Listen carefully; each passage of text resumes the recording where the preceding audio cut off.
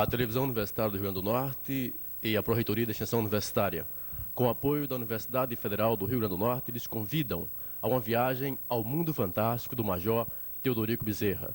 E para ir conosco à viagem ao mundo do Teodorico Bezerra, temos as presenças de Cassiano Arruda, Lauro Bezerra e Jaeci Emerenciano Galvão. O professor Lauro Bezerra faz a apresentação do Major Teodorico Bezerra. Teodorico Bezerra, nascido no município de Santa Cruz, em 23 de julho de 1903, tendo desempenhado em toda a sua vida de quase 77 anos, múltiplas atividades, dentre as quais a mais destacada foi a de político, durante 35 anos, na militância política do Rio Grande do Norte, isto é, de 1945 até esta data. Então, a TV universitária marca com esse depoimento mais uma etapa de um projeto que deixará para a posteridade depoimentos vivos, histórias daqueles que fazem a história do Rio Grande do Norte. Major Teodorico, a sua presença aqui neste programa é a presença principalmente do político. Eu gostaria que o senhor definisse, no menor número possível de palavras, o que para o senhor significa política. A política é uma coisa muito boa. Tanto é assim que eu já sou deputado há 32 anos, já tenho 30 e tantos anos de política e não quero deixar porque ela é boa e agradável. E nunca vi ninguém deixar a política porque quisesse. Bota para fora e ele não quer sair. Faz força para volta porque é bom. Esse é o meu conceito, a minha explicação sobre política. Tanto que você vê, todos nós gostamos, precisamos, desejamos nos apresentar numa eleição. A política é feita com trabalho, com conversa, com todas essas coisas. Por isso é uma coisa muito boa. Teodorico, você gosta da política, vem participando dela de uma forma ativa e de uma forma diferente, em duas etapas de sua vida no Rio Grande do Norte.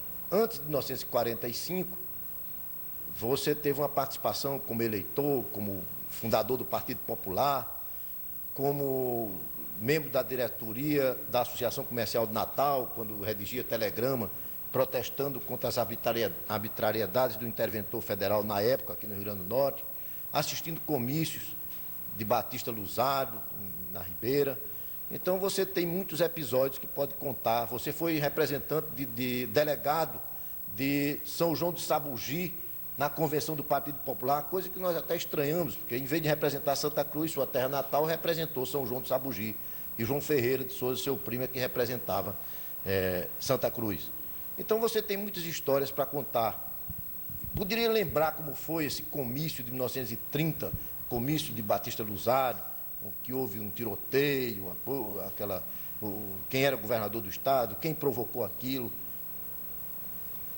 Realmente, Batista Luzardo veio a um comício, ele e outros do Rio Grande do Sul, e eu era proprietário do Hotel Avenida, e tinha o meu companheiro lá de Santa Cruz, comerciante, Zé Faustino. Eu convidei Zé Faustino para ele assistir esse comício lá no Hotel Internacional. O comício foi na esquina. Não era no governo do Dr. Juvenal Lamartine. Houve um tiroteio. Zé Faustino, meu companheiro, tomou uma bala e caiu logo ali morto. E a mim me furaram o chapéu com a bala e o marmeleiro abriu, fechou, corri, fui embora e o homem ficou morto ali. Major, o senhor eminentemente é um político, mas o senhor também é agricultor, comerciante, industrial, hoteleiro, tem todas essas outras atividades. Para o seu gosto pessoal, qual a melhor atividade, qual a melhor coisa que o senhor fez, além da política? O trabalho só serve misturado. Tanto é assim, quem planta e cria tem alegria. Não há nada melhor do que a agricultura e a criação de gado. Tanto que você vê o milho pendoando, vageando, o feijão com a vagem, a flor do algodão, tudo isso. E é tanto que eu gosto tanto que decorei e aprendi todas essas coisas. Você me pergunte da agricultura que você quiser, que eu lhe sei responder. Se diz esse terreno aqui, quanto é que dá de algodão? Diz que se é de algodão mocó, dá 220 quilos. Se é mata, dá 750 a 800. Diz esse pé de algodão está florado hoje. Quando é que vai abrir? Diz com 43 dias. E tudo que você quiser sobre criação de gado, agricultura, eu sei lhe responder. E comércio de hotel, eu sou hoteleiro há 55 anos. E o hotel é uma faculdade muito boa, porque ali hospeda-se o ladrão, o criminoso, o homem perigoso, mas se hospeda o padre, o frade, a moça, o bispo, o bom, e é uma mistura e a gente aprende tanta coisa disso assim. Assim como a política também. A política é outra faculdade. Na política você tem que aplicar tudo, porque nela só é feio perder. Só é ruim perder, mas ganhando, quem é que não gosta da política? Política é divertido. E assim é que eu tenho a minha resposta para você. É um prazer muito grande estar aqui ao lado do sertanejo rijo e desse político eminente, o Major Teodorico Bezerra. Para falar realmente, a minha atividade de fotografia tem sido acompanhá-lo naquelas festividades que ele anualmente faz em Santa Cruz. E para testemunhar também aquela belíssima festa que nós acompanhamos sempre através de fotografia e de filmagens. A minha admiração muito grande por esse político, por esse forte do sertão. O Major, em futuro, vai falar também a respeito daquela festividade que ele faz sempre em Santa Cruz, não é verdade? Realmente, nós do sertão temos aquelas vaquejadas que aquilo muito nos anima, porque aquele povo da redondeza vem a mim pedindo para eu fazer a vaquejada. E o senhor tem o gado, tem a terra, tem tudo, todas as facilidades, portanto, faça uma festa da vaquejada para que a gente possa divertir, porque a vaquejada é uma coisa muito boa. Você vê a dança, são fogos, músicas, alegria, o homem encosta, todo vaidoso, encosta namorando a porteira, e o homem aperta o touro parte, lá adiante ele deita sobre o pescoço do animal, enrola no braço direito a cauda do boi, do touro, puxa o boi cai, bate em palmas, se orgulha, volta novamente e morando na porteira para a segunda carreira. E essa é que é a coisa do sertanejo, aquela festa que você vai ter aquelas fotografias tão bonitas, tanto que eu me envaideço que você chega lá no hotel, você vê aquela quantidade imensa daquelas vaquejadas, são fotografias que despertam a atenção e a curidade de todo mundo. Tanto é assim, quem chega lá no hotel perde muito tempo ou ganha muito tempo em olhar aquelas fotografias que desperta a atenção e a curiosidade, que é aquela quantidade de gado desfilando, e que nós vamos para a cidade de Santa Cruz, o gado desce numa rua, sobe noutra, assim como os militares formam no dia 7 de setembro, 15 de novembro. Eu não tenho militar, não tenho aluno para desfilar, não tenho nada, tem os bois desfilam, os cavalos, os bodes, os porcos, tudo aquilo ali, e a festa do sertanejo é isso. É uma festa alegre, se você veja como é uma vaquejada, todo mundo gosta, é uma beleza.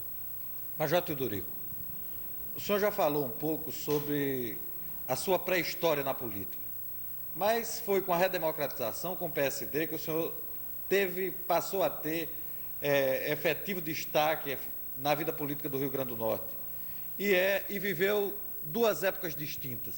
Eu gostaria que o senhor prestasse um depoimento sobre a política de 1946 a 64, quando o PSD preponderou aqui no Rio Grande do Norte, e a atividade política de 64 até hoje, ou pelo menos até as vésperas desse processo de abertura política. Há alguma semelhança na maneira de fazer política de antigamente? O que mudou com a Revolução? E será que nós estamos voltando àqueles tempos? Olha, a política de hoje é muito diferente daquela. Tanto você veja que eu cheguei a levar Kubitschek a Santa Cruz para assistir uma vaquejada que eu fiz lá, uma vaquejada muito bonita, onde tinha um boi bem grande, bem pesado, e eu escrevi nas costas do boi, em letra de a óleo vermelha, JK. E um outro boi, o DN, um boizinho bem pequeno, bem fraquinho, tinha o DN.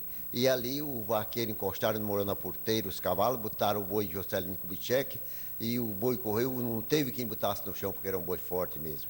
Agora, depois botaram o outro DN, o homem puxou, o bicho virou, quebrou a perna, acabou-se tudo. Assim é que é, tudo isso serve de propaganda, desperta atenção, curiosidade de tudo. É como eu digo a você, a política é uma coisa boa. Tanto é assim que eu já sou político há tantos anos, dirigi o Partido Social Democrático 18 anos. E a política é feita com fogos, flores, música, dança, alegria. Não se diz não a ninguém, só se responde sim, sim e sim. E é uma oportunidade que tem dos eleitores também, daqueles que muitas vezes precisam de um favor, nos procurarmos, e nós temos o dever e a obrigação de atender. Se eles nos atendem, nós vamos atender a eles também.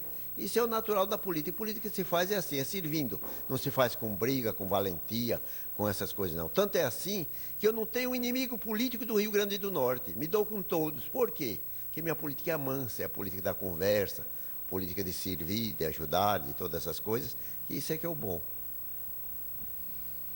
Teodorico, a política é mansa em termos de, se comparar 1930 a 1945, quando havia tiroteio, havia bala, essa coisa toda. Mas, de qualquer forma, você teve adversários fortes no Rio Grande do Norte, adversários ferrenhos. Me lembra muito, na história do Rio Grande do Norte, as suas divergências com o ex-governador Aloysio Alves. De 45 até 1960, foi, no meu modo de pensar, o maior adversário que houve na política do Rio Grande do Norte, na sua luta política. Mas quais foram os motivos dessa divergência? Eram apenas políticas? Porque houve até corte de relacionamento pessoal, mas em 1960 você apoiou Aloysio Alves para governador. Como é que você explica isso? Olha, na política, tudo isso é natural. Na política só é feio é perder, mas ganhar, triunfar, vencer, não. E realmente você tem que ir às oportunidades. Eu fui um homem da política aqui no Rio Grande do Norte, muito diferente dessa de hoje. Eu era muito bem ajudado pelo Dr. Romildo Gurgel, por Zé Bessa, por João Bosco, por Dantas Guedes, por Jácio Fiuza, por toda essa gente que me ajudava na política, e sempre venci de lá até hoje. Nunca tive uma derrota.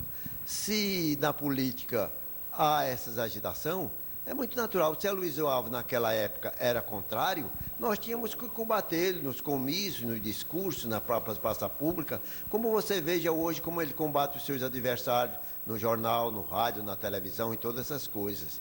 E assim é a política. Portanto, quando eu apoiei ele em 1960, por quê? Porque Kubitschek, presidente Kubitschek, Juscelino Kubitschek, mandou me chamar. E eu tenho fotografia, Aloysio Alves Kubitschek, em que ele mandou me chamar e pediu para que eu apoiasse Aloysio Alves para governador do Rio Grande do Norte, que eu era presidente do Partido Social Democrático. Ora, um pedido do governador, do presidente da República, não é um pedido, é uma ordem. Só diz, ora, presidente, pois não, prazer, o senhor pode ficar certo que estou apoiando Aloysio Alves. E ele disse, foi um pedido que eu tive do que era governador de Minas Gerais, era, como é? Esse político. Bom, Magalhães Pinto, muito bem. Foi um pedido que Magalhães Pinto me fez para que eu lhe falasse para você apoiar Aloysio Alves. Ele disse, pois não, presidente, pode dizer. E apoiei Aloysio Alves, ele venceu, triunfou, foi governador do estado, e eu hoje não acuso Aloysio, não. Aloysio é realmente um homem inteligente, um gênio político, um homem que não sabe o que é cansaço, se movimenta na política e dá trabalho a muita gente. Portanto, é assim mesmo. Major Teodorico, o senhor tem falado agora sobre uma fase da política brasileira e seria muito importante ter esse depoimento do senhor. Qual a diferença exata entre PSD e UDN? O senhor, como cacique do PSD do Rio Grande do Norte. O PSD era o partido do governo. E na política, quando você viu o homem trabalhar na oposição contra o governo, está perdendo tempo. Se nós não arranjarmos alguma coisa com o governo, que contra o governo não se arranja nada, perde-se tempo. E na política nós temos que estar pedindo sempre ao governo. É escola, é estrada, maternidade, posto de saúde, açude, é um mundo de coisa. E eu na oposição a quem eu vou pedir? O que é que eu arranjo? E a política a gente vence é com trabalho, construindo, realizando, beneficiando, que essa é a coisa. Portanto, eu não deixo nunca, sempre meu partido é o partido do governo. É uma questão de compreensão do político. Major Teodorico, nós temos acompanhado através de reproduções a vida política.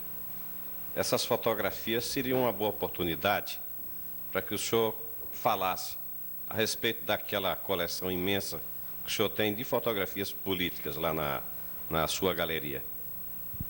Olha, ninguém sabe melhor do que você das fotografias que eu tenho, que na fazenda, só numa sala, tenho 530 fotografias políticas daqueles homens do passado, que hoje eu até não procuro ver muito, porque me dá uma recordação, me dá uma saudade de ver aquelas fotografias daqueles que já desapareceram. E assim mesmo, noutra sala, tenho bem umas 200 fotografias. Aqui no hotel mesmo, deve ter bem no meu escritório, de todos aqueles políticos, de Kubitschek, Getúlio Vargas, que eu fui o único homem do Rio Grande do Norte que saí daqui e fui para o Rio Grande do Sul, para São Borja, para a Fazenda Santo Reis, e lá passei 3 dias com o doutor Getúlio Vargas. Olha, isso me envaidece. Getúlio Vargas era um homem bom, um homem que eu, quando falo assim no nome dele, tenho saudade e recordação. Até muitas vezes eu me emociono quando falo em 2 políticos, Kubitschek e doutor Getúlio Vargas. Teodorico, você hoje aconselha que se deve estar do lado do governo, mas nem sempre você esteve do lado do governo. E eu creio que você tem um ponto de vista sobre isso, que deve haver oposição. Mas você, sendo PCdista, e sendo o PSD o partido mais forte daquela época, o partido do governo, você divergiu 2 vezes. Uma vez em 1945, quando deixou de votar no general Fernandes Dantas para senador da República, apoiou Georgino Navarino, mas não apoiou Fernandes Dantas, apoiou o candidato da UDN, o ex-senador Ferreira de Souza. E outra vez, em 1950, quando você deixou de apoiar o candidato do presidente Eurico Dutra, que era o deputado Cristiano Machado, e apoiou o doutor Getúlio Vargas.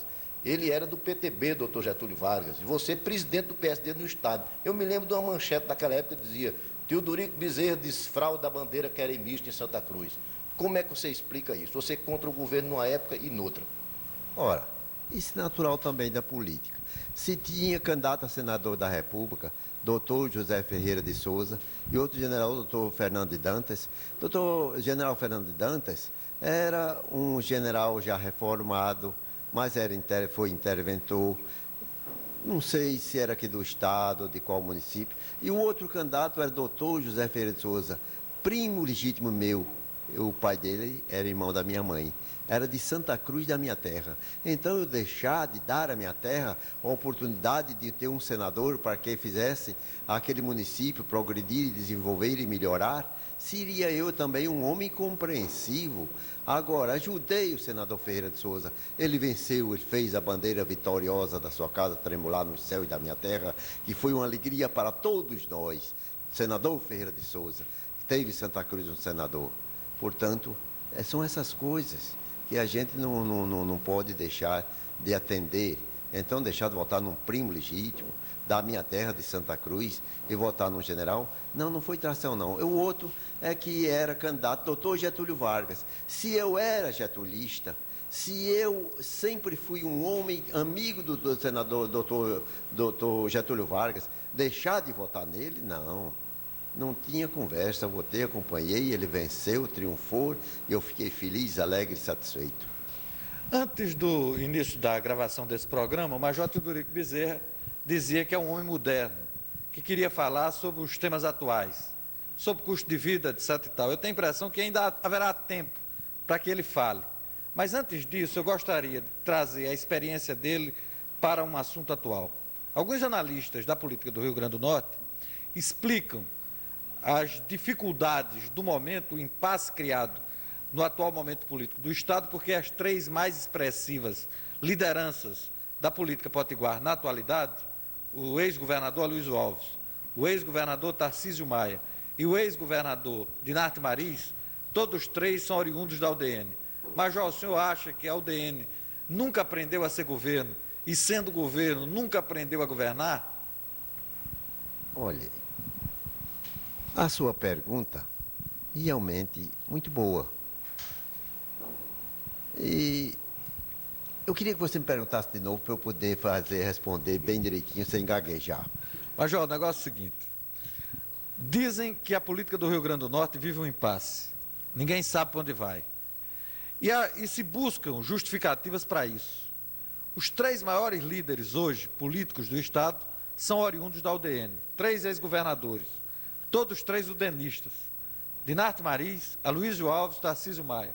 Eu pergunto ao senhor, a UDN não sabia ser governo, a UDN nunca soube ser governo, e ao ser governo nunca soube governar?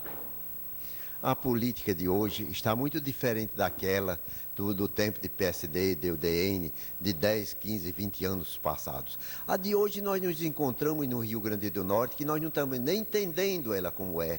Por quê? Essa coisa, pergunta a você, quer seja na política nacional ou na política estadual. Eu pergunto a você, vai haver eleição? Você não sabe me responder. Já estão registrando os candidatos na organização do diretório do partido? Você não sabe me responder. Ninguém não sabe responder coisa nenhuma. Se eu quiser hoje conversar política ou fazer uma consulta aqui em Natal, para onde nós vamos nos dirigir? A quem? Para onde nós vamos nos encaminhar? Porque não tem nada organizado ainda e a política do Rio Grande do Norte e do Brasil está, sim, muito diferente. Essa situação em que nós nos encontramos, de um encarecimento de vida, de uma inflação como nós estamos. Olha, uma galinha hoje está custando 2.500, um ovo, 4 cruzeiros, 1 quilo de mamão, 18 cruzeiros, 1 quilo de tomate, 25 cruzeiros, 1 quilo de peixe, 150 mil cruzeiros. E tu, olha, um batata doce daquela doça, 13 cruzeiros o quilo. Onde é que nós vamos parar com isso? E eu que tenho moradores assim com 16 filhos, ele é mulher 18 e a sogra dentro de casa, quando chego lá, fico triste, vê aquela quantidade imensa de meninos, tudo necessitando de roupa, de comida, de vestido, de escola. Que sofrimento para um povo que se encontra no Rio Grande do Norte agora e do interior. É que nós estamos desejando, precisamos pedir a Deus felicidade, tranquilidade, sossego e paz de espírito, porque nós não sabemos o rumo que tudo isso vai tomar. Major, para encerrar o assunto, pelo menos de minha parte, entre o DN e o PSD, eu gostaria de saber a opinião do senhor, por que do antigo PSD não ficou ninguém numa posição de real comando na política do Rio Grande do Norte dos anos 70 e dos anos 80? Primeiro, todos aqueles já morreram. Todos aqueles da importância, que era João Câmara, doutor Zé Varela, doutor Georgino Avelino, doutor Deoclésio Duarte, doutor Pedro Amorim, doutor Raul Alencar, doutor Tomás Salustino, todos já desapareceram. E são essas coisas que o tempo mesmo, todos nós findamos, não há que não fique, eu vou, todos vão. É assim a vida. Teodorico, houve episódios na política do Estado em que os jornais sempre falavam de intrigas. A intriga política é uma coisa que vem com a história da humanidade. Mas dizia-se até que o PSD elegia o governador e depois a UDN conquistava esse governador. Ocorreu, em 1950, o rompimento do senador Georgino Avelino com o ex-governador José Varela.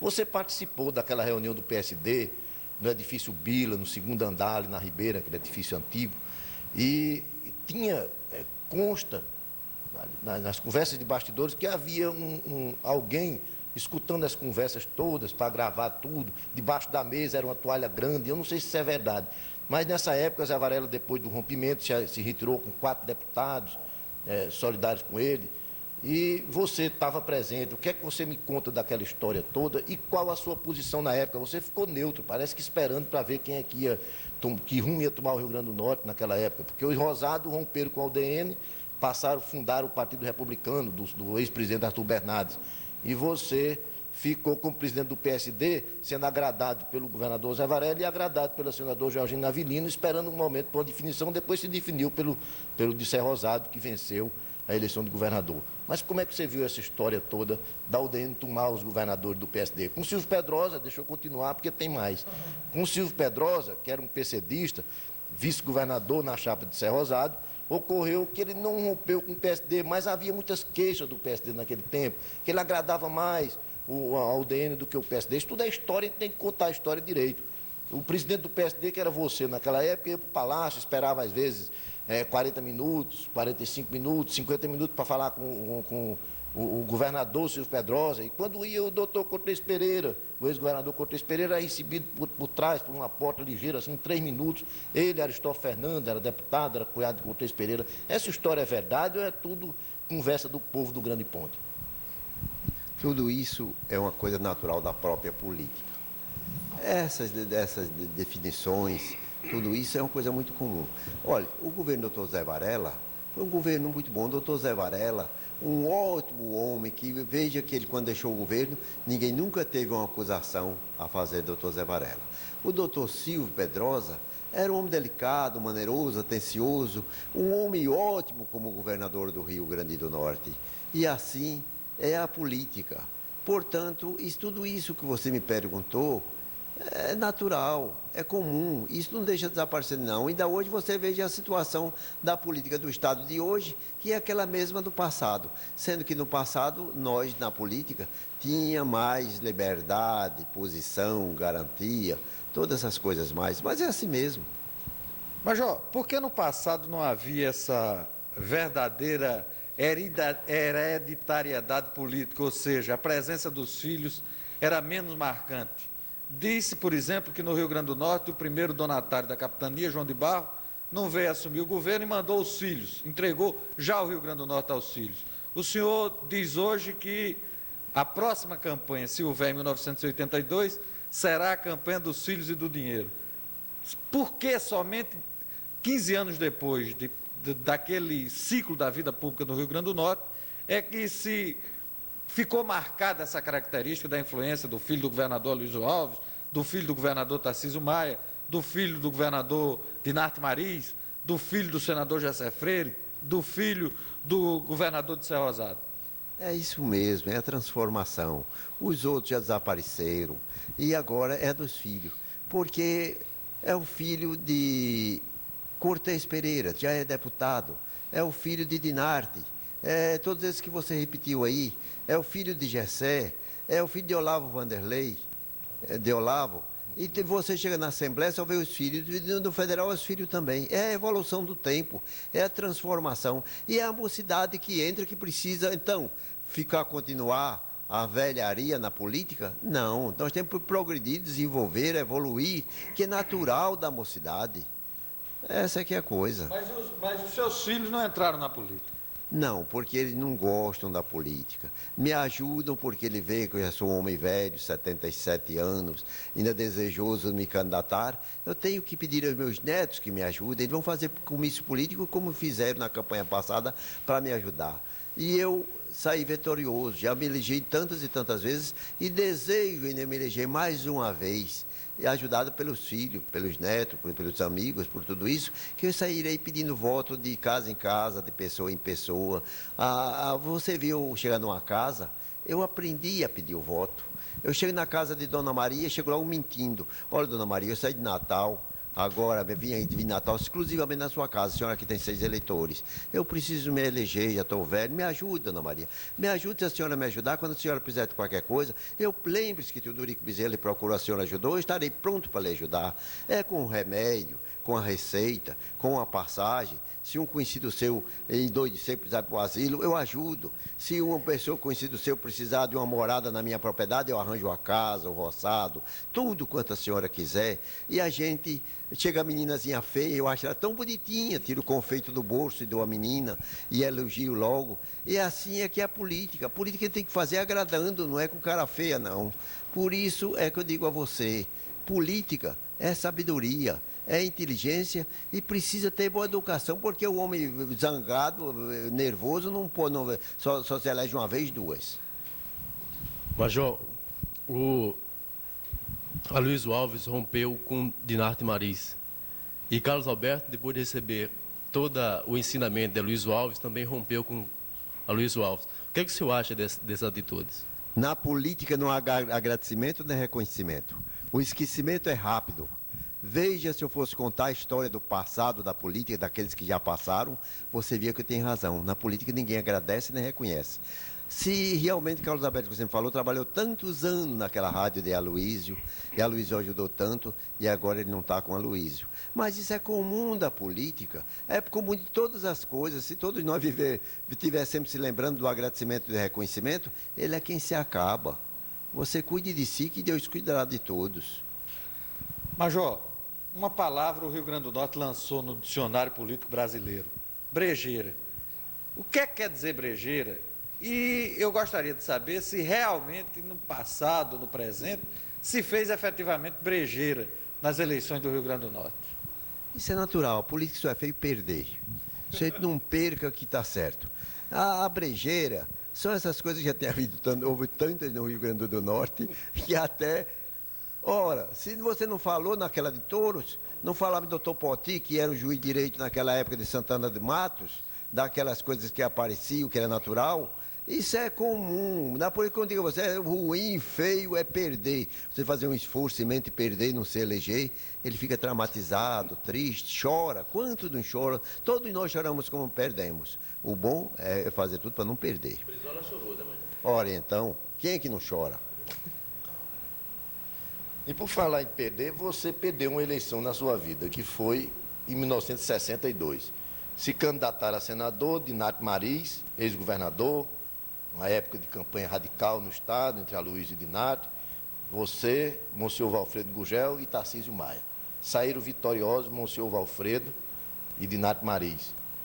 E Djalma Maranhão foi candidato em faixa própria e que parece que atrapalhou. Houve muitas razões daquela sua derrota, que foi a única derrota que você teve. Como é que você vê aquela coisa? Eu vou acrescentar mais o que eu já ouvi na época que você dizia. Você fazia muitas explicações sobre a derrota, que toda derrota quer uma explicação. E dizia que não tinha o seu estilo próprio de fazer política. E Aloysio Alves estava aqui com aquele caminhão de esperança, que você não estava acostumado naquilo. Foi inventado de subir em caminhão e fazer a coisa diferente. Isso foi uma das causas da derrota. Mas quem deve dizer direito é você. Como é que você explica aquela coisa? Aloysio Alves perdeu mais do que eu, porque ele era governador do Estado e facilitou. Dinário se elegeu. Dinário se elegeu foi justamente porque se acertou tudo com Djalma Maranhão e Aloysio Alves era vaidoso na política.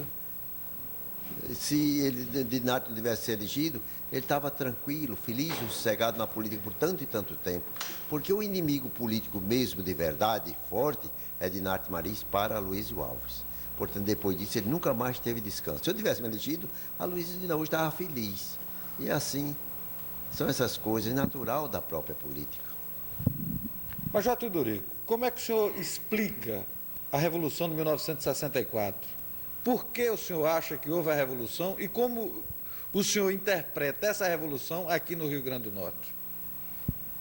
Essa transformação política de 64, isso era da época, que você via, era já parecida com essa da agora. Por quê?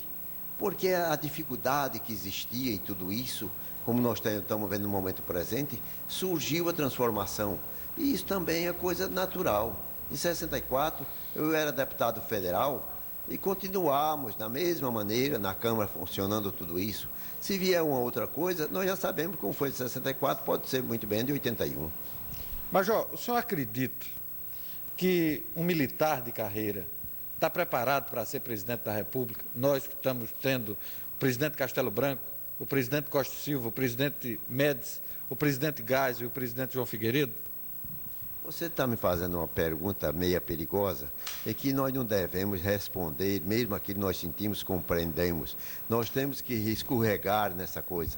Esses militares são inteligentes, nós vivemos tranquilo. Você veja as nações do mundo como se encontram hoje. É essa questão da transformação. Veja, não vamos falar no Rio de Janeiro, São Paulo, nesse lugar, vamos falar mesmo em Natal. Você hoje, se sair aqui em Natal, às 11 horas, 12 horas na praia, nas rocas, no Alecrim, você é assaltado. Mas não é só em Natal, não, em toda parte. É da evolução do tempo, é do tempo, da crise da situação. Veja os crimes como estão se multiplicando. Você não pode viver tranquilo, não. É da época. Major, estamos em pleno 1980 e a pergunta é geral. Quem é que manda nesse país? É João Batista Figueiredo, Delfim Neto ou Goberido Couto e Seu? Nós agora estamos numa mistura. E é por causa dessa mistura que você está vendo a coisa. Nós precisávamos que nesse ministério tivesse homens mais conhecedores do Brasil, de tudo isso que nós estamos assistindo. Você não está vendo uma inflação de 70%? Essas coisas, mas tem que ser assim mesmo. Não depende de nós. Se nós quiséssemos transformar isso, podíamos? Não. Podia, então. É a gente ficar calado, porque na vida nós temos a fase de ficar calado e de falar. Nós estamos agora dessa de ficar calado. Não esteja, como ele perguntou agora nos militares, é a gente ficar calado. Não esteja falando. Por falar em militares, você foi militar. Foi sorteado para o Exército quando você estava visitando o Rio de Janeiro pela primeira vez, na comemoração do centenário da independência. Você voltou para Natal, veio servir o Exército. Lá você chegou a ser cabo do Exército e parece que até já passada pronto para sair sargento, se quisesse engajar. Você, por conta disso, teve o apelido de major ou por que foi? Por causa do coronelismo na política do Rio Grande do Norte? Explica essa sua situação militar, como foi que você recordou aquele tempo, como é que você vê aquele tempo? Você agora me fez relembrar a TV Globo, quando o chefe da TV Globo telefonou para mim para eu ser filmado, se eu permitia. E eu disse, o senhor por que não vai televisionar aqui o Cascudinho, que é o nome internacional, o governador do estado, o reitor da universidade, o chefe da CRUTAC, e contei muitos outros nomes. E a mim, que eu sou um simples agricultor, plantador de batata, disse, não, senhor, o senhor é major. Ele disse, mas eu não sabia que eu era major, não. Então quanto vai me custar eu contribuir? Ele disse, o senhor não paga nada, não lhe custa um tostão. Então, aí eu mudei logo, fiquei logo alegre, contente, satisfeito, feliz. Pois não, o senhor pode mandar isso, aquilo, outro. E foi essa coisa assim. Quanto realmente eu fui cabo do Exército e não engajei, não fui sargento porque precisava engajar. E eu sou um admirador dos militares, porque veja, uma nação como essa, se nós não tivéssemos o apoio dos militares, o que seria de nós? Uma nação como a nação brasileira precisa de tudo isso que nós estamos vendo e presenciamos. Portanto, quanto aos militares para a garantia da nação e a nossa tranquilidade, é indispensável. Esse é que é o nosso ponto de vista na sua realidade. Major, mas o senhor foi preso na Revolução de 64. Passou, me parece, 45 dias na base naval. O senhor acha que se tivesse um clima de liberdade e fora do arbítrio, teria acontecido aquilo? Olha, isso tinha o capitão Lasmar aqui naquela época, e muitos outros foram presos. Foi preso Djalma Maranhão, o irmão de Djalma, aquele médico. Ele mesmo. Hein? Ele mesmo. E você mesmo foi preso. Foi Aloysio Alves, foi Aguinello, tanta gente presa. Chico Seráfico foi caçado, tanta gente, isso é natural da época. Agora, eu fui preso 43 dias na base, porque eu assinei um documento, a alegação foi essa. Assinei um documento de Djalma Maranhão que eu era favorável ao Partido Comunista. Eu realmente assinei dizendo que devia ser criado o Partido Comunista, para que tudo isso ficasse esclarecido. E passei 43 dias. Mas isso foi da época. Quantos não foram presos?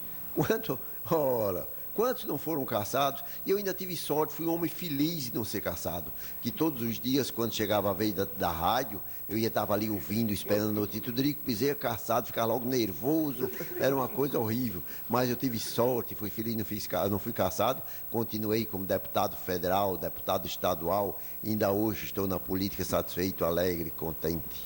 Major, o senhor sempre disse que política é bom. Agora, o que é bom em ser deputado? Olha, deputado, eu vou dizer a você quanto é bom.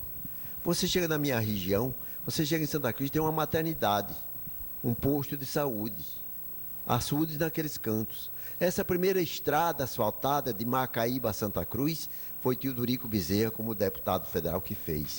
Só em Santa Cruz eu arranjei a construção de 16 açudes. E tudo isso, Santa Cruz, você chega, tem maternidade, tem posto de saúde, tem Banco Brasil, Banco Nordeste, cooperativa, tem tudo, porque como deputado em São José de Campestre, Tangará, Você chega lá em Serra Caiada, diz essa escola daqui, essa maternidade, esse posto de saúde, a criação do município. Quem foi que conseguiu? Teodorico Bezerra, porque eu sempre fiz a política de produzir, realizar e construir. Você chega em Campestre, tem uma maternidade, teve a criação do município, tem telégrafo. Em todos aqueles municípios tem telégrafo. Por quê? Tem açude em toda parte, em todo canto ali. Que essa que é a maneira boa de se fazer política, é a política do trabalho, de realizar, construir, beneficiar, que nunca se deixe, ninguém nunca esquece daquilo que a gente faz, beneficia, realiza e constrói. Portanto, é essa a vantagem de ser político, é essa. Major, quem é que sai perdendo nessa história do político vir lá de fora do Rio de Janeiro, por exemplo, ser eleito com o povo do Rio Grande do Norte, depois ir para Brasília e abandonar o Estado? Esse assim só se elege uma vez. Quando você vê o político se eleger a Brasília e se esquecer, não tem dúvida, ele só quer uma vez. Porque a política, para a gente se eleger outra vez, a gente não pode esquecer o Estado, o município e o seu povo. Tem que estar sempre procurando encaminhar para eles aquilo que nos pedem. Hoje mesmo, ainda hoje, o governador do Estado esteve comigo lá no hotel, foi tomar café comigo, fiquei satisfeito com a presença dele e tratei logo de falar sobre essa seca. Olha, governador, essa seca é uma coisa horrível. Nós precisamos realmente encaminhá-la. Ele nos disse que a emergência estava chegando, que o governo ia tomar as providências, que tudo era a construção de açude. E eu disse, olha, o primeiro problema, governador, como o senhor conhece e sabe muito bem, é açude. Sem água, nada se cria, nada progride, nada desenvolve. E com o açude, tudo vai para frente, porque quando eu subo na parede de um açude, que olho para trás, vejo aqueles coqueiros tão bonitos, aquelas bananeiras, toda aquela coisa, eu olho para a frente do açude, vejo o peixe pulando, o homem cortando capim que seca, capim canarana, capim de planta, capim mandante, o homem tirando o leite da vaca, o homem tirando o leite da cabra, aquilo me entusiasma e aquilo tudo é a água.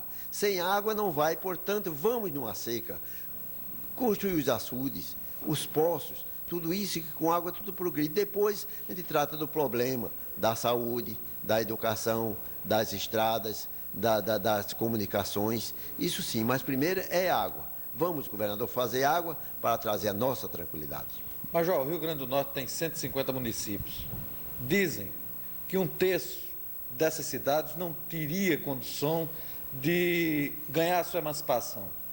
A maioria desses municípios foram criados no auge do império do PSD e muitos possuem inspiração. Valeu a pena criar tantos municípios, Major Teodorico? Perfeitamente. Então você queria um espaço grande de terra para um homem só dirigir? Cada município tem aquele que dirige, procurando junto às autoridades levantar a terra nas construções das escolas, das estradas, de tudo isso, quando eu há pouco tempo expliquei, só pode ser realmente mais número de gente para dirigir. E cada prefeito é escolhido pelo próprio povo para dirigir o seu município. E veja como está o Rio Grande do Norte hoje. Está progredindo e desenvolvendo. Veja, tem telégrafo em toda parte, açude em todo canto, tem maternidade, posto de saúde. Veja em todos esses municípios como eles se encontram. E a diferença que temos de 30 anos passados para hoje. Veja Natal, uma cidade que progride, já temos quase 500 mil habitantes. Você se entusiasma hoje com o Natal. Por quê? É o progresso, é a ciência, é o desenvolvimento, é tudo isso da própria época que nós sentimos e compreendemos. Major, eu vou divergir um pouquinho, ou mudar um pouco o assunto, já que eu não entendo tanto de política. É uma pergunta somente que eu gostaria de fazer ao senhor.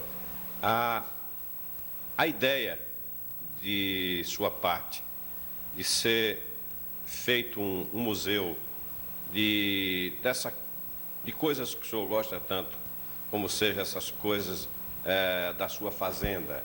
Eu tenho a impressão, pelo que eu tenho observado, que há um princípio já de uma coleção. A ideia é exatamente o senhor fazer um museu daquilo que o senhor convive diariamente no seu habitat. Olha, é natural que eu gosto muito de viajar. Eu gosto de ver o mundo como é. Para eu aprender, eu observo, eu vejo, eu reparo cada cidade. Eu já andei grande parte do mundo. Já fui ao Japão 2 vezes. Eu já fui na Austrália 2 vezes, e agora, o ano passado, eu fui 2 vezes, estive na fazenda Tião Maia, levei uma representação para ele, 2 representações, uma do irmão e outra de Graco Magalhães, que era amigo dele, o aviador do governador do estado. Cheguei lá, não me faltou coisa nenhuma. Pus a minha disposição o gerente, a senhora do gerente, tem um teco-teco, tem um helicóptero, e altamente, passei 4 dias. Eu visitei todas as fazendas que tem aqueles carros apropriados, e da Austrália eu visitei, tive até na embaixada que o pai da mãe, o pai da senhora do embaixador estudou aqui no Colégio da Conceição em Natal, e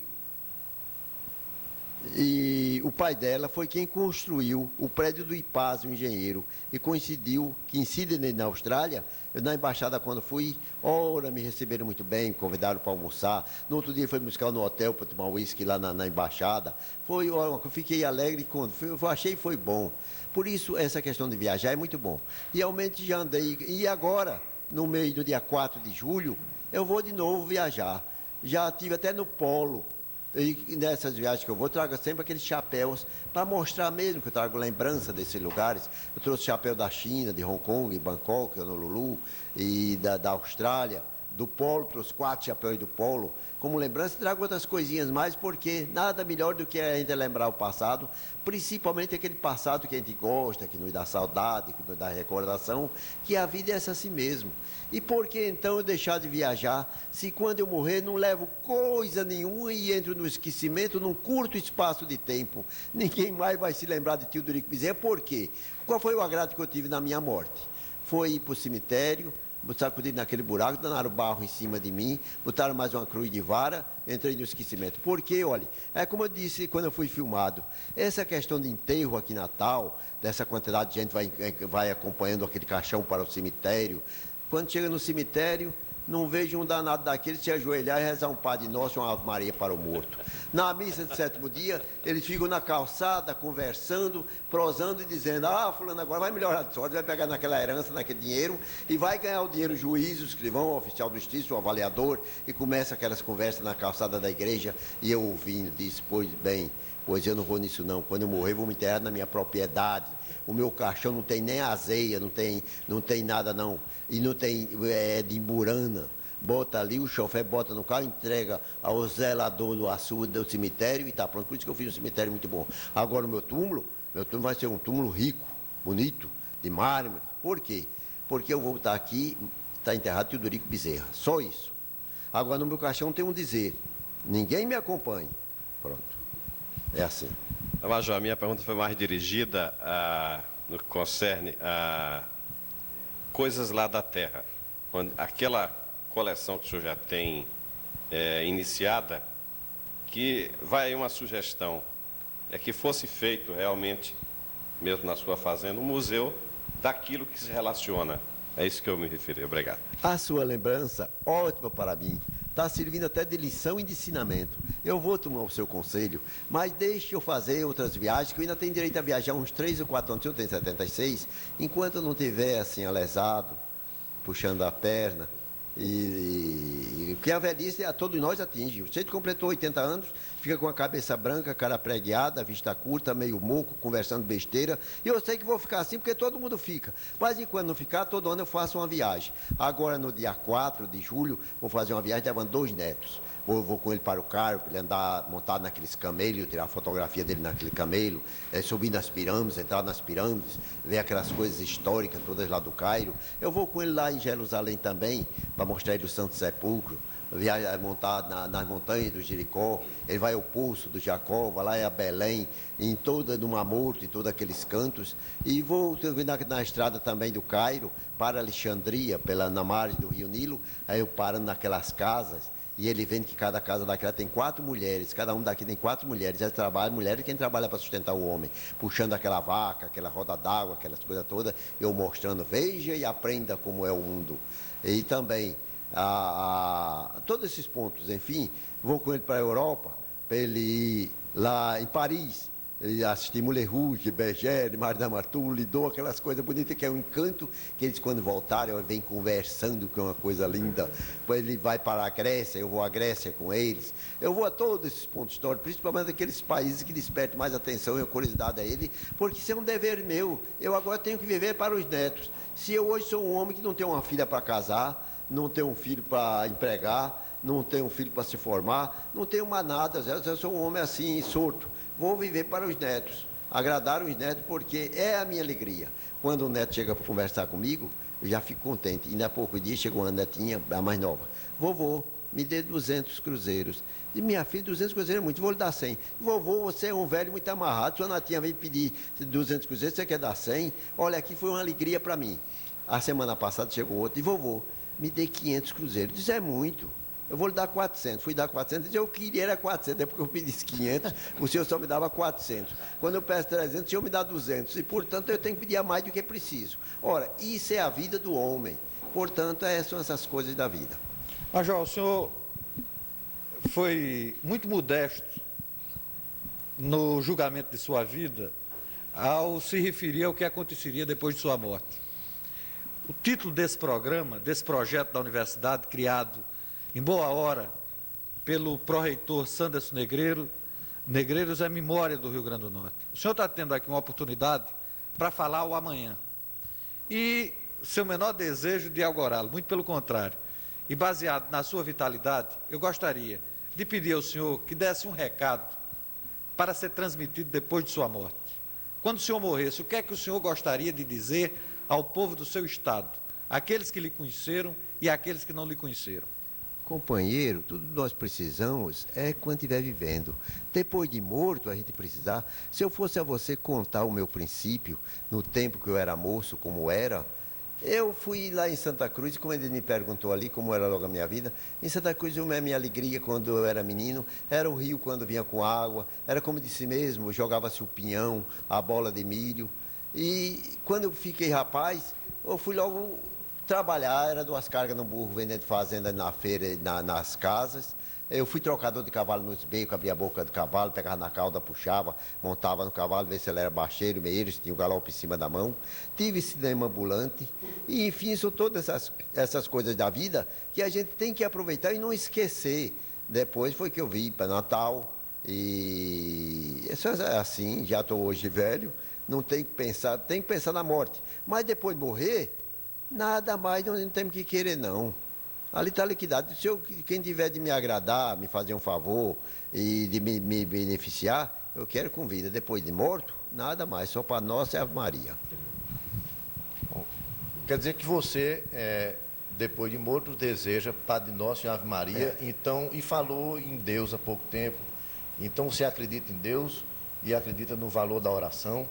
Então, você acha que há uma mensagem diferente que leva o homem para a eternidade, para se perpetuar através daquilo que ele realmente tem de inacabado, que é o Espírito.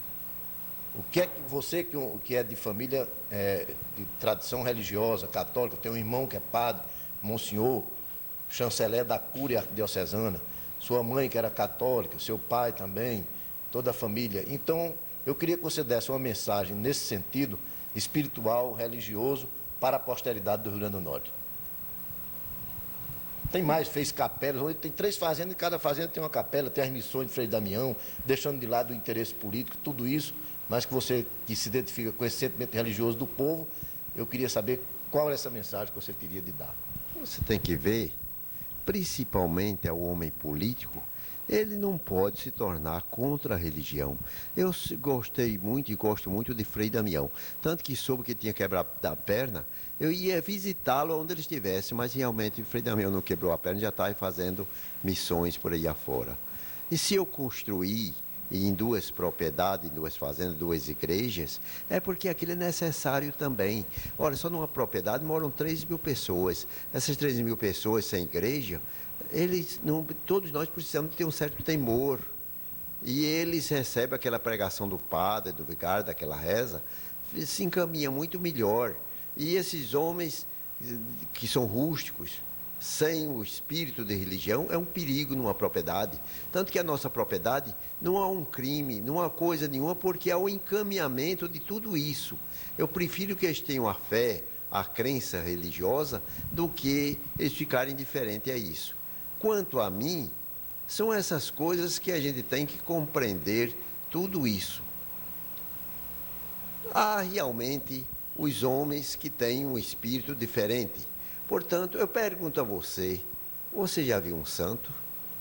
Você pode me dar uma explicação da sua crença religiosa? Ou é somente essa sua fé, esse seu espírito, para que eu possa fixar o meu pensamento? Realmente eu encaminho dentro de tudo isso, mas tudo tem que ser compreensivo. Nós não podemos ser um sonhador, um poeta, não. Realmente o poeta é uma coisa muito boa, mas precisa ter sorte para ser poeta, para fazer verso.